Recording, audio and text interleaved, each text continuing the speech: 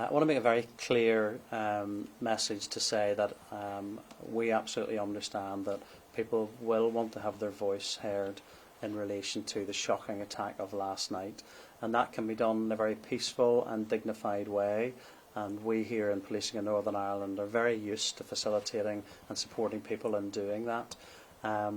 We would appeal for calm to make sure that happens in that way and people can go about their normal business. I do not want to make the shop owners or other businesses feel that they are under threat or that they should be worried, nervous or concerned.